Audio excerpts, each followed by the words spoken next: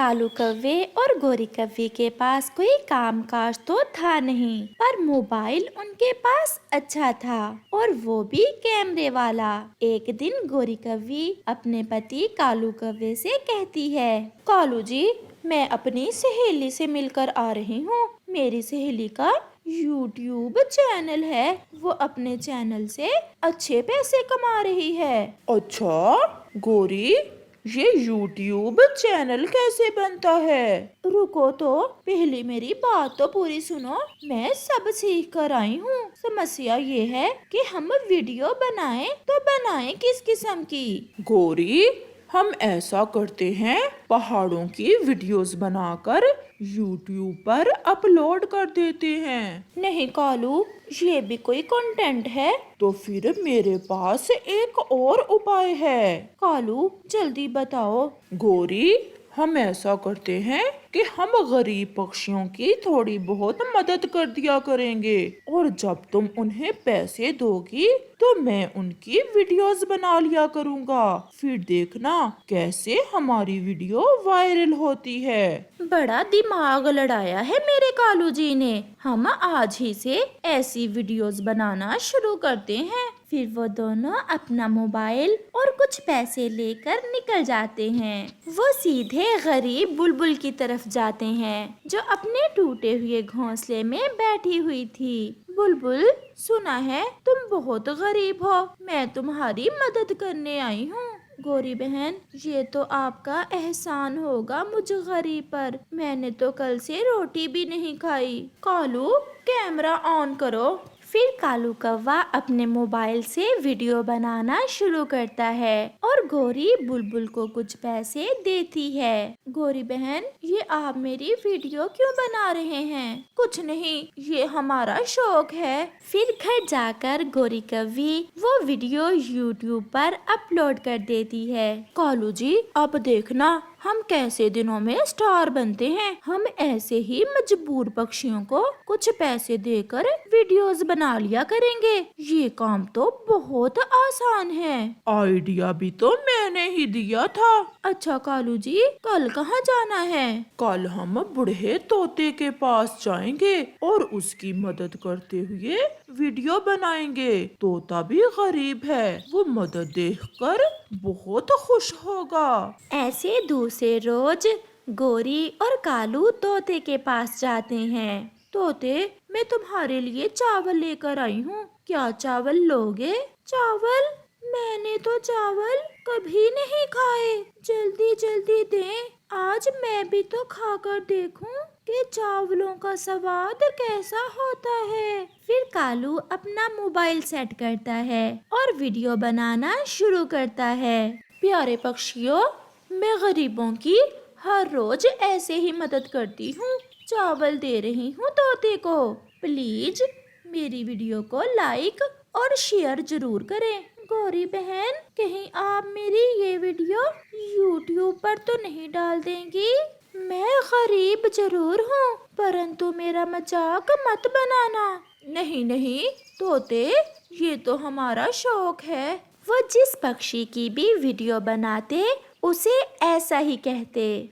ऐसे ही वो कई वीडियोस डालते हैं, परंतु उनके व्यूज नहीं होते, केवल 2-4 ही व्यूज होते, वो भी कौवा और कव्वी खुद ही देखते। फिर एक दिन चिड़िया का बेटा बीमार हो जाता है। उसके पास अपने बेटे की दवा के लिए पैसे नहीं थे। वो कुछ पैसे उधार लेने के लिए गोरी कव्वी के पास आती है। गोरी बहन, आप तो जानती हैं मैंने कभी किसी के सामने पंख नहीं फैलाया। आज मैं बहुत मजबूर होकर आपके पास आई हूँ। बताओ बताओ चिड़िया, क्या बात है? गोरी बहन, मेरा बेटा बीमार है, मुझे कुछ पैसे उधार दे दो और किसी को बताना नहीं। मैं कुछ दिनों तक आपको लुटा दूंगी। मैं अभी घर से पैसे लेकर आती। कालू, चल, आज की वीडियो मिल गई। चिड़िया आई है उधार पैसे लेने, तुम छुपकर उसकी वीडियो बनाना। अगर उसे पता चल गया तो वीडियो नहीं बनाने देगी। फिर वो ऐसा ही करते हैं। गोरी चिड़िया को कुछ पैसे जब दे रही थी तो कालू उसकी वीडियो बना लेता है। बहन, मैं गरीब जरूर हूँ, परंतु मेरी जाति की चिड़ियाओं में मेरी बहुत इज्जत है। प्लीज आप किसी को बताना ना, मैं बहुत मजबूर होकर आपके पास आई हूँ। नहीं नहीं, मैं किसी को नहीं बताऊंगी। फिर चिड़िया वहाँ से चली जाती है। कालू, ओए कालू, वीडियो बना ली है ना?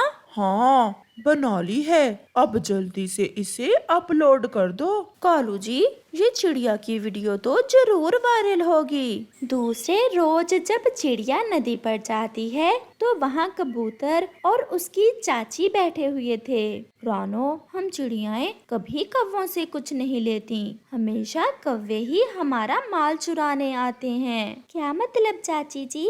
मैं समझी नहीं। मैं समझाता हूँ। गोरी ने आज YouTube पर वीडियो डाली है जिसमें वो तुम्हें भिखारन बनी दिखा रही है और तुम उससे पैसे ले रही हो।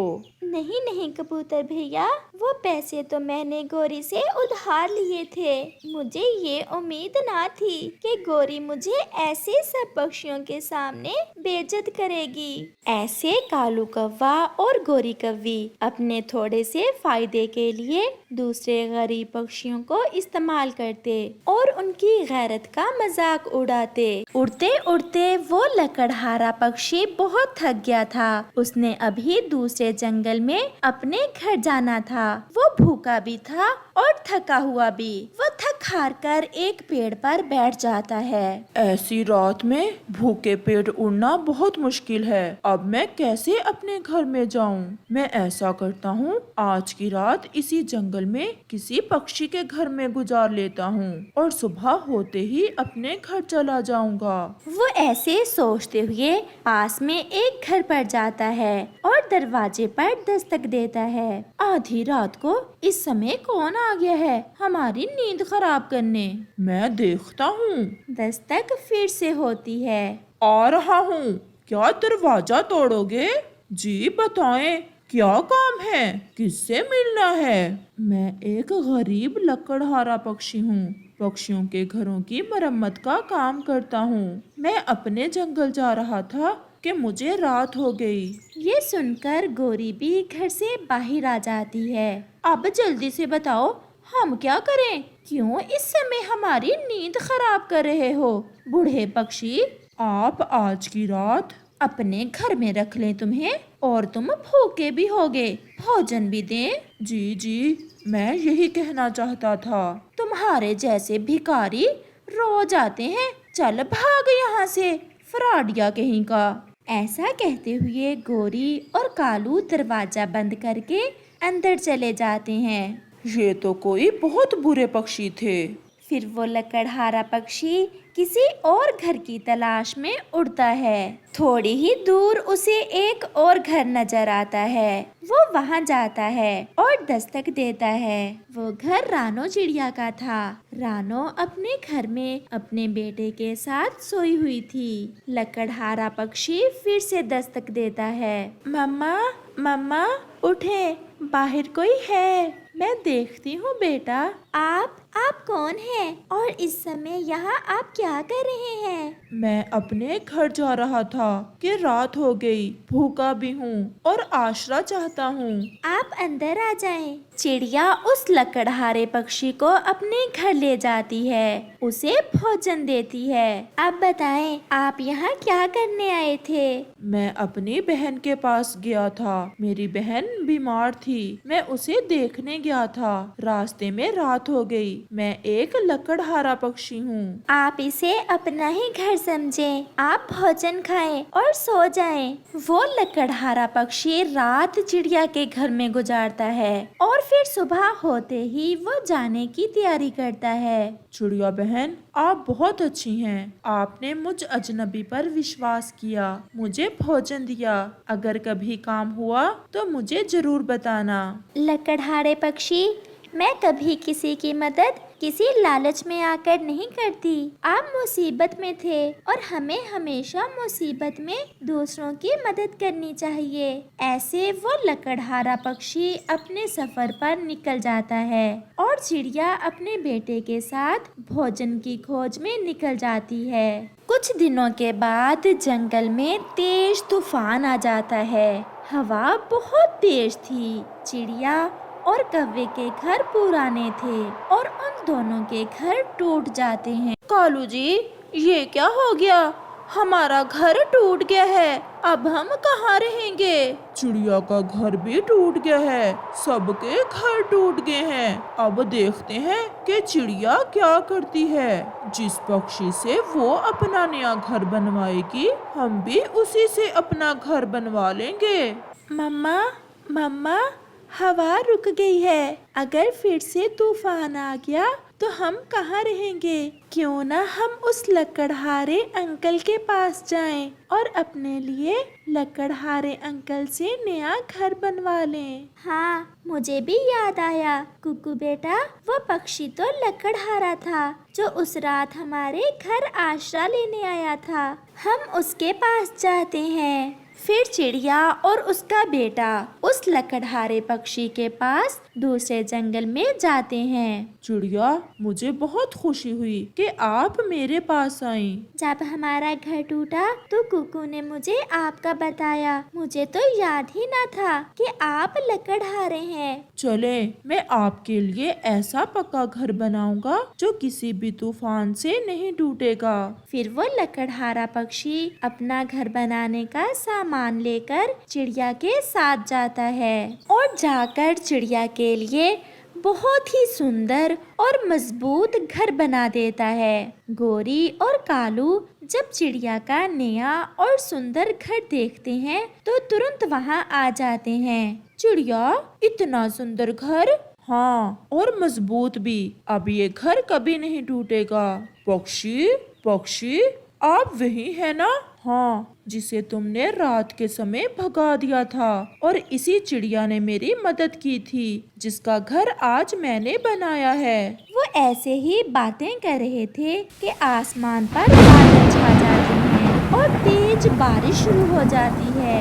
लकड़हारे पक्षी जी, अगर आज हमारे पास घर ना होता तो हम बारिश में ही भीगते। फिर वो सब उस घर में चले जाते हैं। कौवा और कौवी एक पेड़ की डाल पर बैठे बारिश में भीग रहे थे। इस कहानी से हमें सीख मिलती है, कर भला सो हो भला।